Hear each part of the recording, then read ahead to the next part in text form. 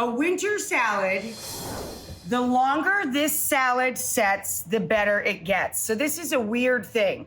This is a salad you should actually make before dinner.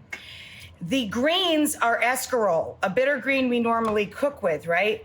So I use 1 head of escarole, 3 or 4 portobello mushrooms. When it comes to the mushrooms, scrape out the gills, the little fine black fibrous elements underneath the cap of the mushroom. Scrape out that gill with it, just a spoon, tip of a spoon, so that it doesn't muddy the color of your salad.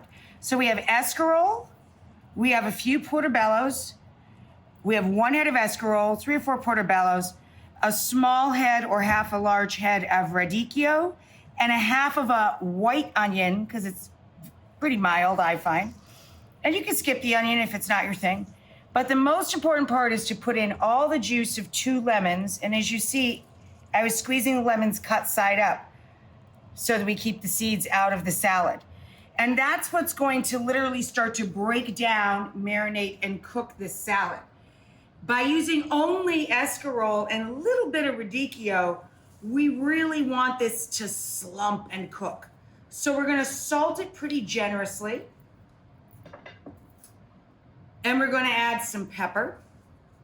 And then we're gonna use that really good special olive oil, right? The really green, fruity stuff.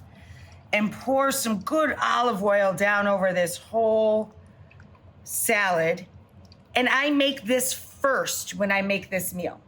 So here we go. We're getting this all mixed together.